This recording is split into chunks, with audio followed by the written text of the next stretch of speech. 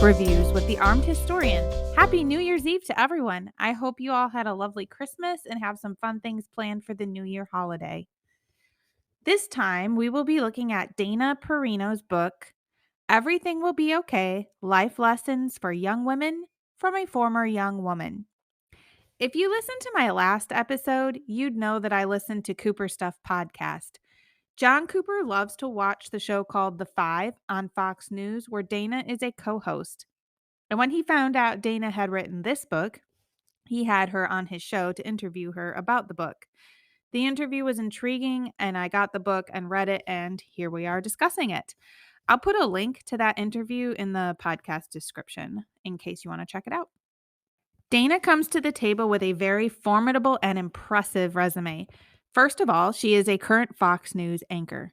And as I already mentioned, she is also a co host for the show called The Five.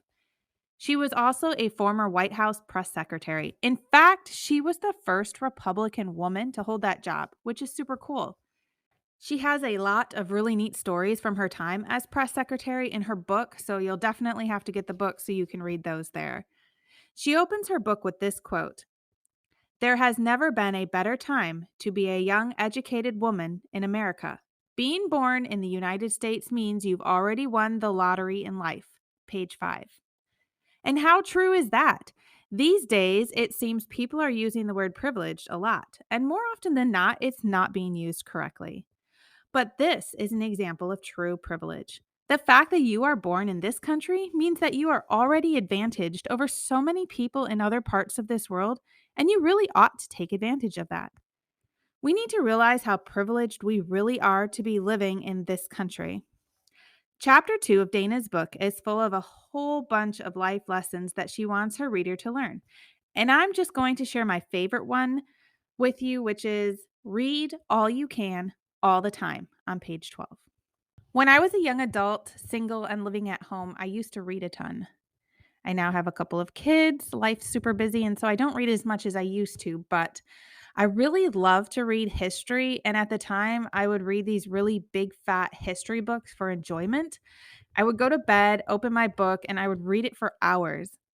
Now, my parents' bedroom was underneath mine. And so my mom would tell me that they knew when I finally fell asleep because the big history book would fall out of my hands and thump on the floor, which was their ceiling, and wake them up. And they would be like, "Oh, she's asleep." Anyway, enough about that. Dana also encourages that you teach your kids to read a lot so that they develop a love of reading as well. It helps educate them, it helps make them better spoken, and they learn how language is used correctly. It's just all around a good habit to develop at a very young age. She said her dad would make her read the Denver Post and the Rocky Mountain News every day as a third grader. And she would have to choose two articles that she really loved and then discuss them with her dad over dinner. And she said she really loved the assignment. She thrived on it, in fact. So she encourages you, the reader of her book, to read as much as you can and to teach your children to learn to love to read as well. Chapter 5 in Dana's book is titled, How Can You Improve Your Workday? And it's full of a lot of advice on how you can do just that. She starts the chapter with, If you want to be a cowgirl, you're going to have to put on more than boots and a hat. Page 54. I went to a country concert once, and literally over 50% of the girls who were attending the concert were wearing boots, as if that somehow made them honorary cowgirls, fitting in, playing the part. Just because you slap on a pair of boots doesn't mean you're a cowgirl. And what does Dana Perino mean when she says this? She says, you have to work and work at getting better at work. Page 54. Meaning, if you want to be good at your job, you have to do it really well, which takes a lot of work. You have to work hard at getting better at your job, so you stand out. Chapter 5 lists many ways in how you can accomplish that. My favorite one is be relentlessly punctual on page 64. By being on time, you show that you respect not only your time, but the time of those you are meeting or getting together with. It's one of my pet peeves, in fact, when I have an appointment and somebody is late. And by late, I mean routinely late. We all know that things happen, life gets in the way, you're going to be late sometimes, and we should all be gracious to one another when that happens. But somebody who is routinely late all the time just shows a lack of respect for your time and their own time. So be on time. Apply this to your personal life too. So you say you're not in corporate America and you don't have meetings all this time. Did somebody invite you over to their house? Did they ask you to be there at a particular time?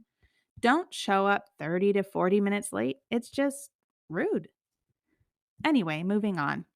I did have one thing about this book that I did not love. It was also in chapter 5, and it was another one of the ways for improving your workday, and that was learn to love yourself. Now, to be fair, I don't want to throw the baby out with the bathwater. This was a heading of a section, and the section itself had a ton of really good advice. So I'm not throwing out the section. I'm just saying she could have chosen a better title for the section, and that would have been much preferred. Our society likes to preach self love, and sadly, I hear a lot of Christians jumping on the same bandwagon. And I don't know if Dana's a Christian. I think she claims to be. This really wasn't a religious book, so I'm not entirely sure, but she did mention growing up Lutheran. But it really bothers me when Christians support self love because any Christian firmly rooted in the Word of God will immediately recognize that this is counter biblical. I did read a couple of articles and I researched this a bit, and there are people out there that claim that Jesus told us to love ourselves, but the verses that they use to support their position are being taken out of context.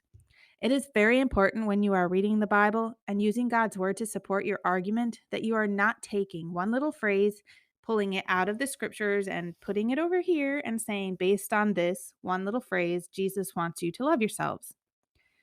You can take anything anybody says out of context and make it mean what you want it to mean, and we see this all the time.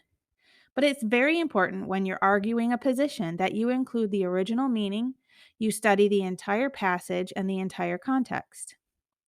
Let me read something to you. Now, normally I prefer the English Standard Bible, but though that one is out in my car and it's very cold and windy and I don't feel like getting it, so I'm going to read to you tonight from the King James. Luke chapter 9, verses 23 and 24. And he, that would be Jesus, said to them all, if any man will come after me, let him deny himself and take up his cross daily and follow me. For whosoever will save his life shall lose it, but whosoever will lose his life for my sake, the same shall save it.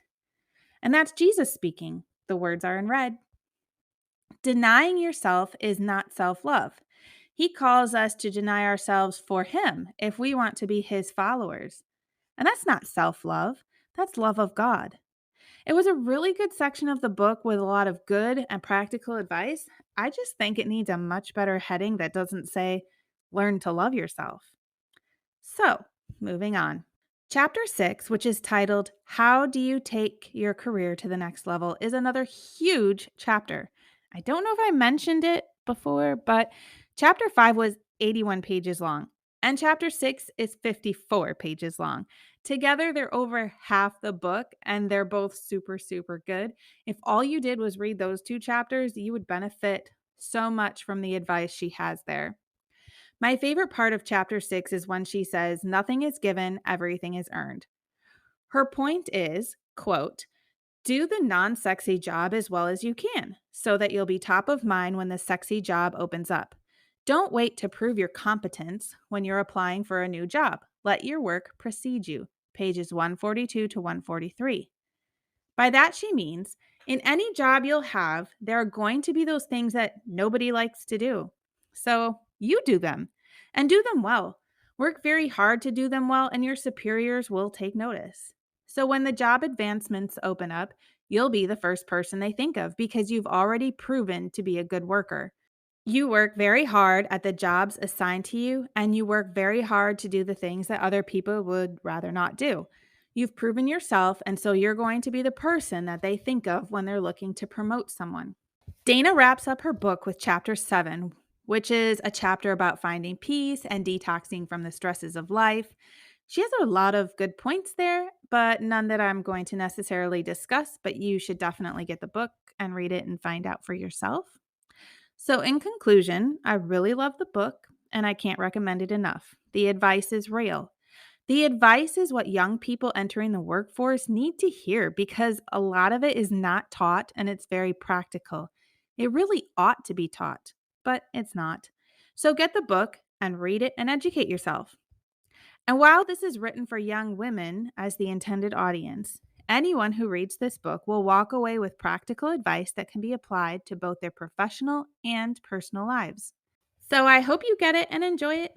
Happy New Year's to you all, and I'll see you in 2022.